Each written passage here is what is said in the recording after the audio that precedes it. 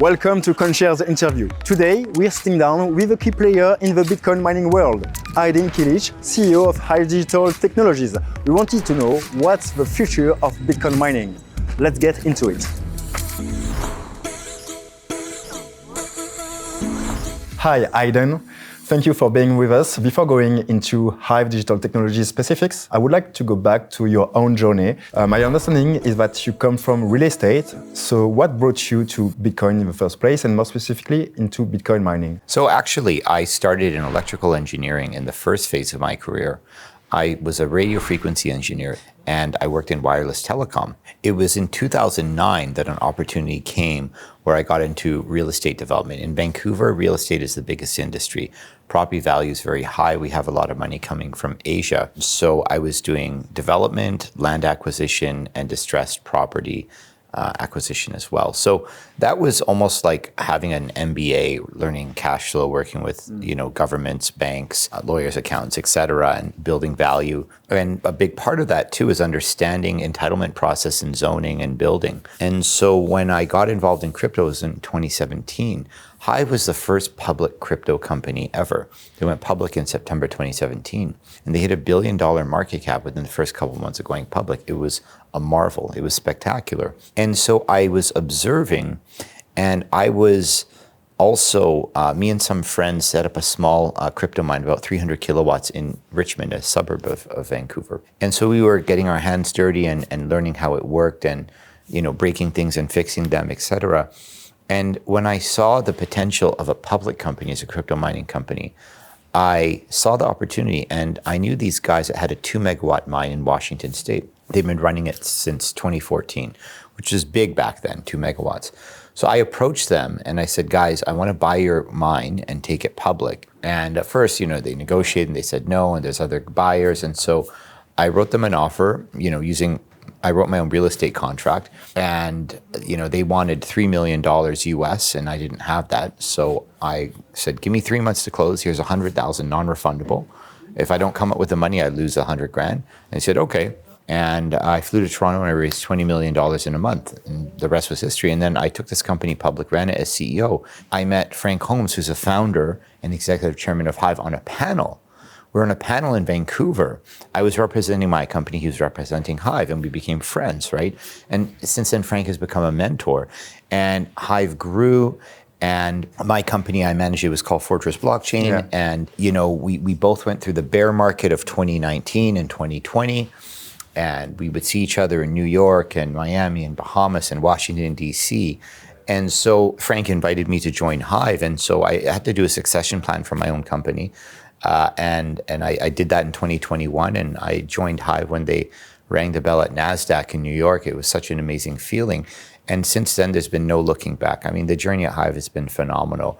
We've navigated the Ethereum merge successfully, 2 Bitcoin halving events, and we built our own ASIC miner with Intel. Then we pivoted and got into high performance computing and AI. So it's wild, it's fun, and it's awesome.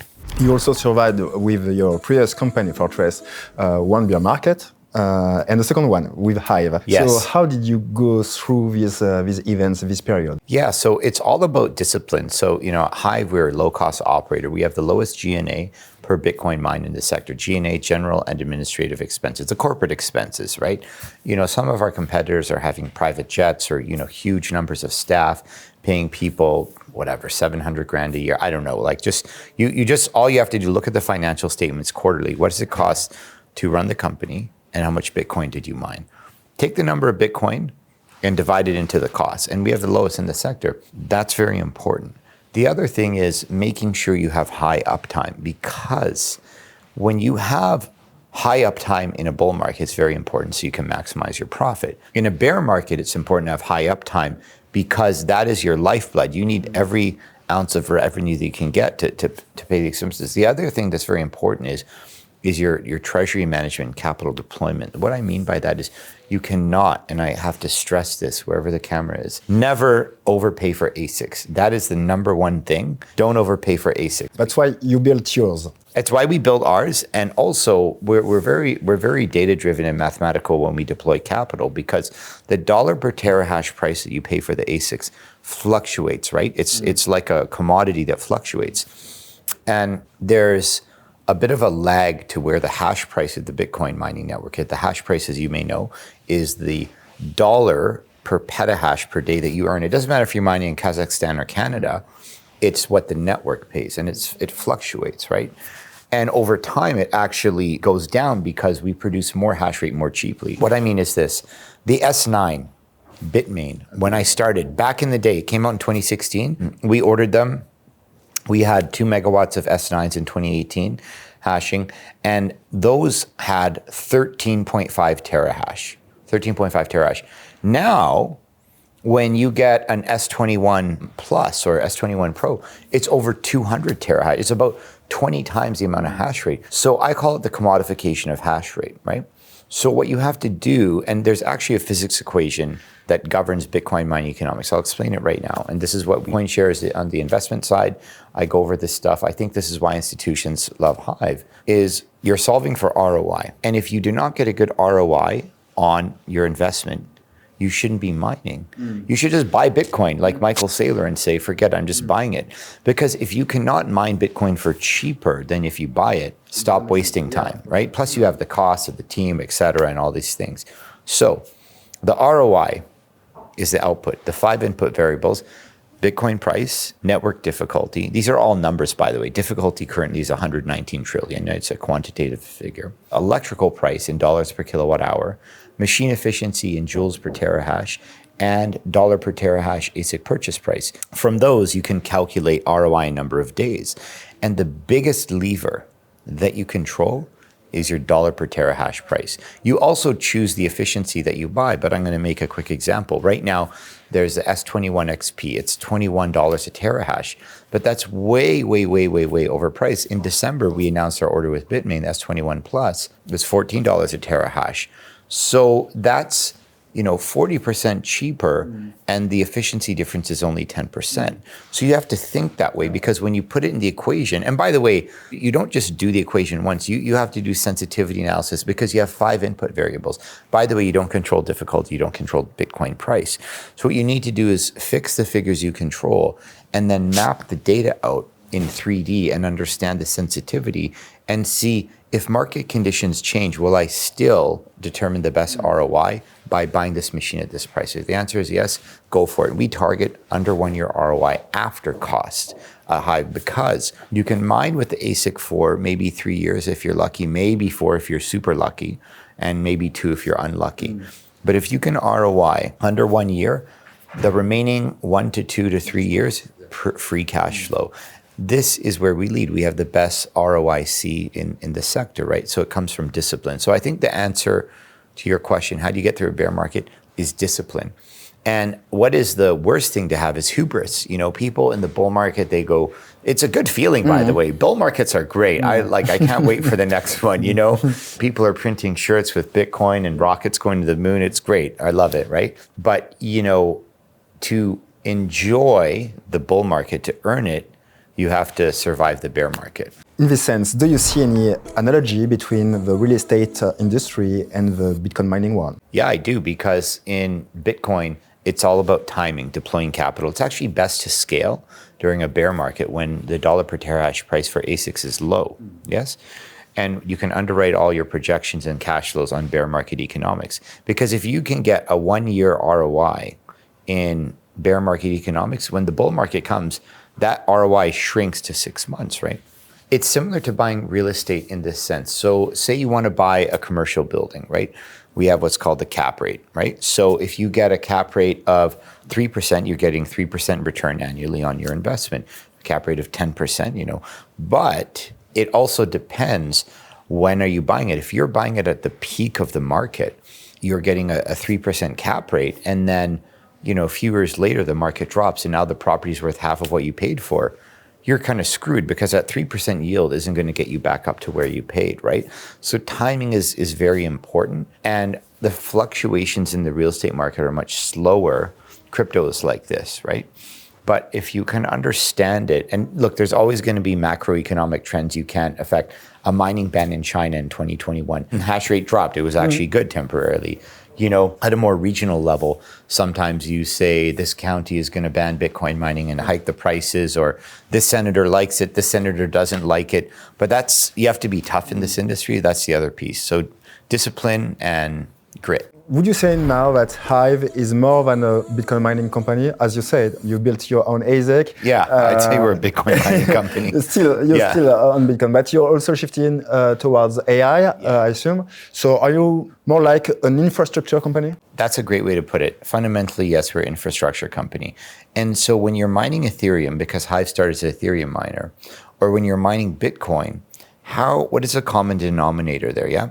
So it goes back to what I talked about earlier. When I talked about hash price, that's specific to the Bitcoin mining network. And somebody will say, well, hash price keeps going down over time. However, efficiency is getting better. When you actually calculate it, the fundamental metric that you measure is dollar per kilowatt hour revenue. Why? Because your cost in a data center, if you're a tier 3 data center or Bitcoin mine, doesn't matter. Your power bill is always dollar per kilowatt hour. So you need to have your revenue in dollar per kilowatt hour. So what we do is this. We can look at Ethereum mining. We can look at Bitcoin mining. We can even look at AI computation in revenue per kilowatt hour. Now, for example, round numbers.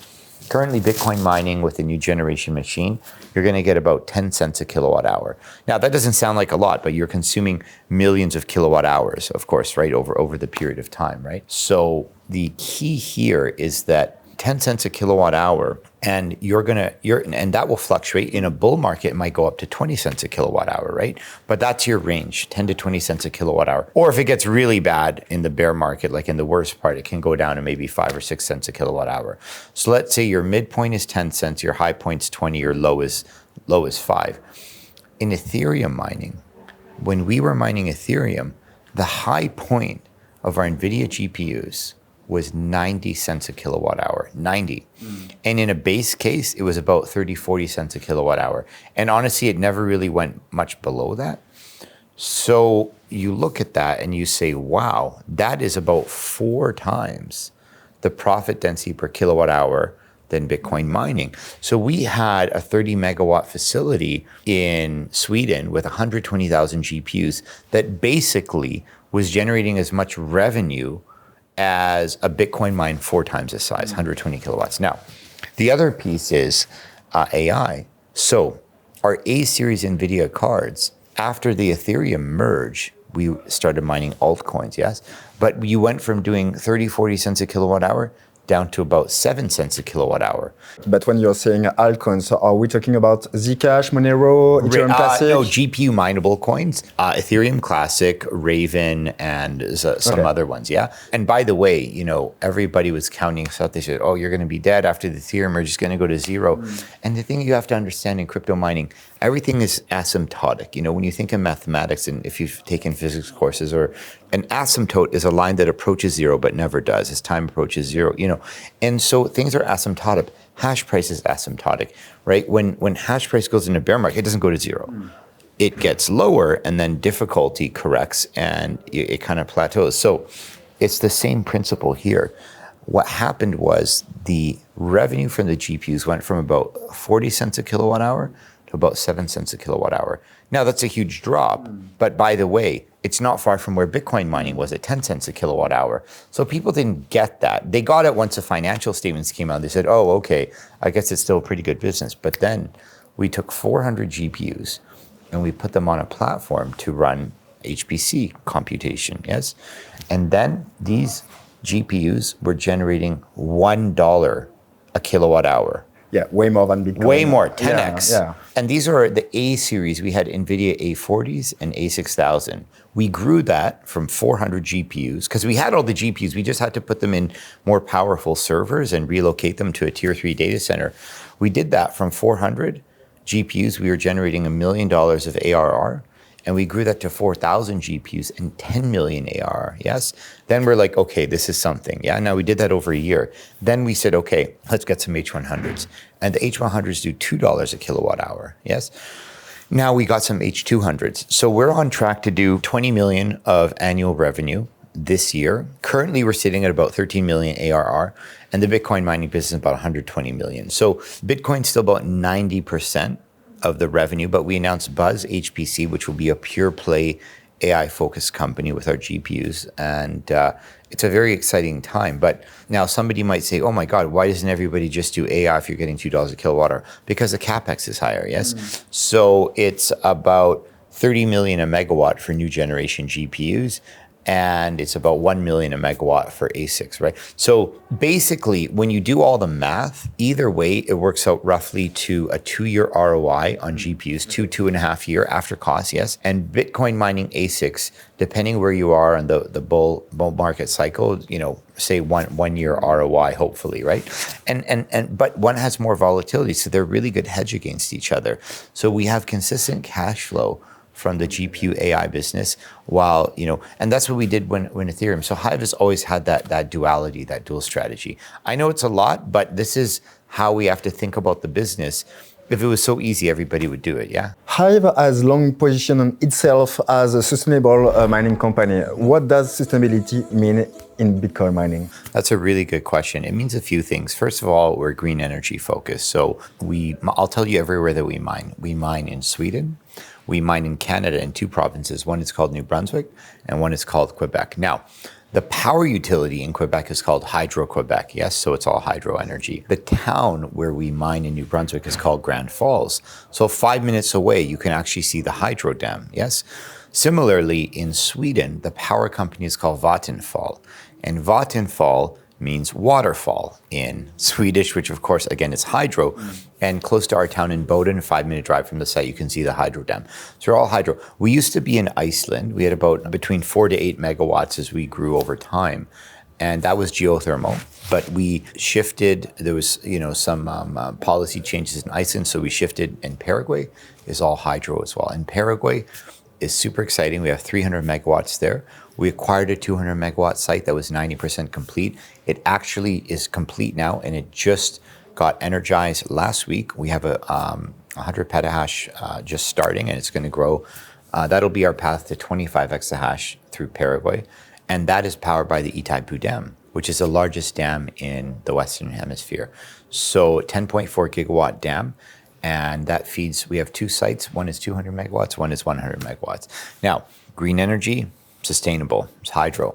The other piece is our participation in the community. So we always like to invest in the community. Yeah, because most of times we say that communities don't really tolerate miners. So how is it going? So it's going great in that regard. Then in Quebec, we actually use the heat from our 30 megawatt Bitcoin mine, and we heat the neighbor, which is industrial, 200,000 square foot factory, and they make swimming pools. You know, it's very cold in Quebec in the winter. So that's sustainable in terms of energy reuse, yes?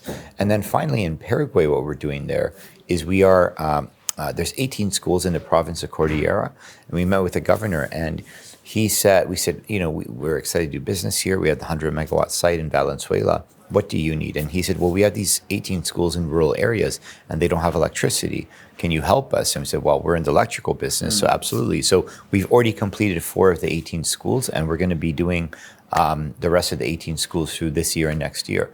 And that's how we help the communities that we participate in. And the last thing, we're the biggest participant of grid balancing in the country of Sweden. So we do grid balancing as well. We're very good at it. With software, you can read the signals. When there's peak demand on the grid, you lower your consumption, right? And that takes the strain off the grid, so they don't have to use the more expensive backup generators. And so we pioneered that in New Brunswick as well. So that's another aspect of our sustainability. We are in a context where Bitcoin network activity is quite low. Bitcoin mempools are empty. How do you see that evolving? Is it affecting you? Are you worried for the future if it stays the same? I think that hash rate is at an all-time high and difficulty is at an all-time high. So there's still a lot of compute. As it more directly affects miners, that's what we look at. It's a difficulty, the network hash rate. So I believe that the actual usage, the mempool, et cetera, that will fluctuate, and there's factors that you can't really predict. You can observe, but you can't really predict. I've never seen anybody draw a correlation between number of, maybe transaction fees. Sometimes like that we do look at transaction fees as miners, right? Like for example, when ordinals, were coming out, transaction fees shot up to 10-20% of block reward. But outside of transaction fees, there isn't, and usually transaction fees are, a few percent, single digit, 1%, 2%, 3%. So outside of that, we're not too concerned about the mempool. I mean, we know that there's growing adoption. Big institutions are buying Bitcoin, so maybe the blocks that are getting sent around are larger, and maybe there's less smaller transactions. But it's just like the weather; it's always changing. By the way, like I'm a big proof of work guy. I think having an energy-backed layer one is key. Otherwise, what is it?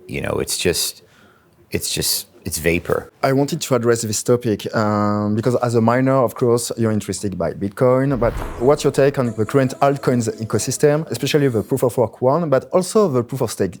Do they have a future according to you? The Bitcoin network there's no CEO. It's the most robust. It's the largest. It's backed by, the number changes, let's say over 10 gigawatts of decentralized compute, right? Plus you have all these layer twos and you can put information on the Bitcoin blockchain now. So I think that's all great. I think that Ethereum, we used to mine Ethereum, but when it went to proof of stake, I thought that was a mistake because this was a narrative that came out of the US government at the time. A staking token is a lot like a security because if you're able to issue tokens, just like you can issue shares, and then you can issue those to people and then they could yield them and get interest on that. It's like a security, right? Whereas Michael Saylor always said, Bitcoin is digital property, right? The proof of work makes it property. The other piece is that the Ethereum Foundation, which, Vitalik is the founder, right? And so there's a cohort of people that can influence. Look, you had the Ethereum hard fork and Ethereum Classic, et cetera. I believe Bitcoin is more decentralized in a sense. And predictable. Yes. Unlike Ethereum. Yes, exactly. Now for the other proof of work tokens, I think it's cool, it's great. There's also Litecoin is another one. But what can I say? I'm a Bitcoiner, right? So I'm aware, but I'm more passionate about Bitcoin. And I think the promise of Bitcoin is sound money for the future. I think that what happens with the smaller tokens is there's a sense of opportunism. Everyone wants 100x, when I'm going to get a Lambo, a crypto. They think it's just this nonsense, right? Bitcoin is digital gold, and so this is the asset that you could bank for 10 years and just, people say, should I buy Bitcoin? I say, yeah, just buy it and hold it. Don't if you want to do day trading or whatever, sure. But look, I started investing in crypto in 2016. Every altcoin, they called them ICOs in 2017, and then they were NFTs, and then they were DeFi. Whatever. Every one of those projects I put in, I lost or even went to zero. The only thing that's up is Bitcoin. And Ethereum. I bought some Ethereum back then too. But if I just bought Bitcoin, I would be way better off. Yeah. Thank you, Aydin. Yeah. Wish you the best. Yeah. This was an awesome interview. Great questions. Thank you so much. Thank you.